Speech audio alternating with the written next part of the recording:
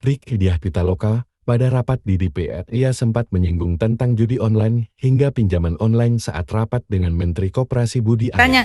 Maaf kalau tadi saya agak memaksa untuk minta disebutkan siapa yang hadir terutama di meja depan karena ini adalah rapat resmi dan kita disaksikan oleh seluruh Indonesia begitu. Dan yang kedua karena saya selalu mencatat Pak Wamen, mencatat siapa saja dari kementerian yang hadir, manakala nanti ada hal-hal hil-hil yang mustahil, saya punya catatannya begitu. Anda bicara apa, tanggal berapa, jam berapa. Saya kira antara pinjol ilegal berkedok koperasi lalu kemudian ada judi online di dalamnya. Lalu nanti ada kaitannya dengan tindak pidana pencucian uang dan tindak pidana perdagangan manusia, ujar Rike. Nah, saya apresiasi dengan presentasi dari Menteri Koperasi tadi dan sangat mengapresiasi karena dari mitra sebelumnya saya kira ini adalah pemaparan yang memaparkan tentang dasar hukum sehingga mungkin tapi nanti kalau boleh pemaparannya dimulai dengan dasar hukum Bapak.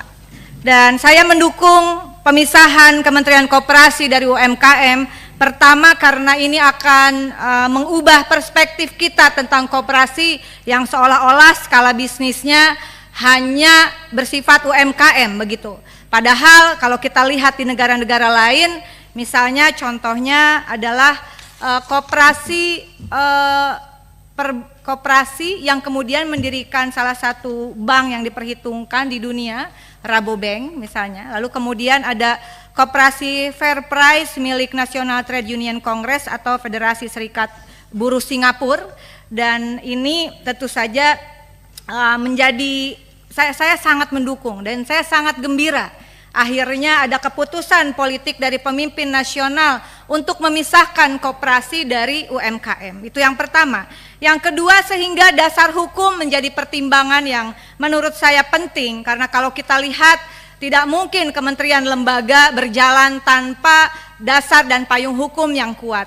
Dan kalau kita lihat ini sudah dipaparkan di halaman 9, mudah-mudahan nanti di pertemuan berikutnya dasar hukum ini ada di bagian depan. Saat ini dasar hukumnya adalah Peraturan Pemerintah Nomor 7 Tahun 2021 tentang kemudahan perlindungan dan pemberdayaan koperasi masih dengan UMKM begitu. Yang ini, yang PP-nya masih dengan UMKM. Sehingga kehendak yang luar biasa dari Presiden Prabowo ini rasanya kita juga perlu memperbaiki aturan atau regulasi. Saya masuk ke politik legislasi dan politik legislasi kita tentu saja berdasarkan Undang-Undang Nomor 12 Tahun 2011 tentang pembentukan peraturan perundang-undangan. Di pasal 7 ada hierarkinya. Hierarki tentang pembentukan peraturan perundang-undangan dimulai dengan betul sekali di sini Undang-Undang Dasar tahun 1945 pasal 33 ayat 1. Perekonomian disusun sebagai usaha bersama berdasar atas asas kekeluargaan. Ayat 4-nya perekonomian nasional diselenggarakan berdasarkan atas demokrasi ekonomi dan seterusnya begitu. Dan yang luar biasa adalah ini pertama kali kementerian di dalam hierarki pasal 7 ayat 1 tersebut Undang-Undang Dasar, lalu TAP MPR begitu, undang-undang, baru peraturan presiden, Perpu dan sebagai undang-undang atau Perpu, lalu kemudian peraturan presiden dan sampai peraturan daerah. Di ayat 2 hierarki memperlihatkan power dari setiap peraturan perundang-undangan yang di bawah tidak boleh melampaui atau melanggar peraturan perundang-undangan di atasnya. Dan di sini luar biasa, belum pernah ada di dalam rapat atau saya lupa, tapi Kementerian Koperasi di era kepemimpinan Bapak sekarang memasukkan ketetapan MPR nomor 16 MPR RI 1998 karena ini menjadi penting tentang politik ekonomi dalam rangka demokrasi ekonomi pada pasal 5 usaha kecil menengah dan koperasi sebagai pilar utama ekonomi nasional. Ini menjadi konsideran hukum menimbang. Saya langsung masuk pada usulan politik legislasi. Saya bedakan politik legislasi, politik anggaran dan politik pengawasan. Bapak, kita harus bekerja cepat dalam saya kira 100 hari kerja ini bisa dikerjakan simultan oleh tim di Kementerian Koperasi. Oleh karena itu saya mengusulkan di dalam rapat ini agar segera disusun naskah akademik dan draft perubahan atas undang-undang koperasi begitu. Apakah akan usulan dari Kementerian Koperasi atau usulan dari Komisi 6 nanti dibicarakan, tetapi intinya dasar hukum itu menjadi penting untuk pembentukan Kementerian Koperasi, pendirian Kementerian Koperasi, berikut turunan organisasinya dan nanti politik anggaran dan politik pengawasannya dan skup dari klasifikasi koperasi. Nah, saya ingin menekankan beberapa hal di dalam politik legislasi ini.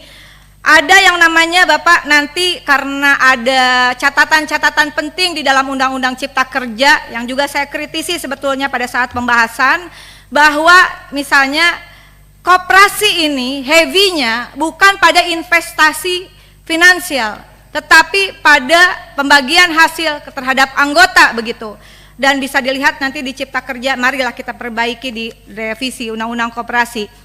Sistem DAIFI ini menjadi penting. Saya sampaikan, diusulkan oleh Dr. Charles Howard, mungkin bisa menjadi bagian naskah akademik. Sistem manajemen kebijakan pembagian keuntungan berdasarkan partisipasi pekerja dan konsumen, tidak hanya dari dasar investasi finansial. Pembagian keuntungan didasarkan atas transaksi lain seperti tenaga atau pikiran serta tanggung jawab jabatan dalam model koperasi pekerja. Pembelajaran untuk koperasi konsumen dengan prinsip buy more, get more, dan kemudian hasil produksi untuk koperasi produsen, begitu. Dan kemudian yang kedua adalah pengambilan keputusan, tidak tertumpu pada satu orang tapi juga dalam mengambil keputusan yang dasarnya adalah setiap orang sama. Dan prinsip ini saya kira mohon dibantu juga dari tim Kementerian Koperasi, sistem dengan dasar keadilan partisipatif dan dasar keadilan untuk semua. Itu menjadi penting, menjadi ruh dari revisi Undang-Undang Koperasi. Yang kedua adalah terkait politik anggaran. Politik anggaran, usulan tambahan anggaran 2025 untuk program 1,7 triliun sekian, untuk kesekjenan 440 miliar sekian, total usulan anggaran adalah 2, sekian triliun begitu. Saya tidak akan memperdalam ini karena ini juga belum masanya untuk pembahasan begitu. Dan saya sepakat dengan Ibu Ketua, tentu saja kita hanya menerima Ibu ya, tapi kita juga belum bisa mengambil keputusan. Dan politik legislasi itu menurut saya juga di sini ada pimpinan yang merupakan pimpinan Dekopin. Kita harus bergegas Bapak, karena dari revisi Undang-Undang Koperasi itu maka akan terlihat postur yang kokoh atau tidak terhadap politik anggaran kepada Kementerian Koperasi. Tidak bisa hanya statement politik. Statement politik itu harus berubah menjadi keputusan politik, norma yuridis berkekuatan hukum tetap, dan karena itu saya setidaknya mudah-mudahan mendapatkan dukungan. Ini kita perjuangkan untuk menjadi program legislasi nasional prioritas setidaknya di 2025. Yang kedua adalah tentang politik pengawasan. Politik pengawasan saya ambil ilustrasi 7 September 2024 ini ada terlilit uang pinjol dan judol, pria asal Bandung curi ratusan ATM nasabah koperasi. Yang kedua 10 Juli 2024 gelapkan uang koperasi untuk judol, remaja asal Banjarnegara bikin sandiwara jadi korban judol. 25 Oktober 2024 PPATK blokir 13.000 rekening dengan total uang di sana sekitar 280 triliun. Dan kemudian tadi sudah disampaikan ada apa tadi namanya tuh, rentenir ya, rentenir. Tapi saya dalam politik pengawasan ini saya ingin fokus pada pinjaman online ilegal berkedok koperasi ya, dengan modus mudah, pinjamannya mudah, cepat, biaya besar, bunga tinggi, jangka waktu pinjaman pendek. Fintech lending ilegal ini menggunakan aplikasi website seolah legalitas koperasinya di-approve oleh Kementerian Koperasi UMKM. Nah, Bapak, dari temuan PPATK ini, dan tentu saja jangan sampai kami mendukung agar jangan sampai kecolongan lagi ada ordal ini di Kementerian Koperasi. Mungkin bisa berkomunikasi untuk berkoordinasi dengan PPATK. Apakah ada juga dari ASN di Kementerian Koperasi, barangkali ada yang terlibat juga, atau segeralah mungkin membentuk tim mengenai fintech ilegal atau pinjol berkedok koperasi ini, apakah ada keterlibatan ordal di dalam mengapprove ya, dan seolah-olah dia sudah dapat izin pinjol ini. Yang kemudian juga penting adalah ini pinjol itu servernya 22% di Indonesia begitu, sisanya di luar negeri. Dan saya terinspirasi dengan apa yang disampaikan Pak Menteri pada tanggal 22 Agustus 2023, waktu itu masih di Kominfo, bahwa judi online dan pinjol ilegal dianggap kakak adik, ujungnya kriminalitas. Daya rusak sosialnya tidak lagi bisa didiamkan. Sepakat Pak, sikat mafia pinjol dan judol. Ada kurang lebih masyarakat kita terlibat pinjol 138 triliun Bapak. Nah, penting kiranya untuk saya kira antara pinjol ilegal berkedok koperasi, lalu kemudian ada judi online di dalamnya, lalu nanti ada kaitannya dengan tindak pidana pencucian uang, lalu ada kaitannya dengan tindak perdagangan manusia, TPPO begitu.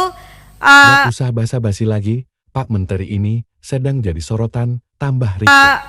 Mohon di awal kita tidak usah berbasa-basi kayaknya, karena Pak Menteri ini lagi jadi sorotan.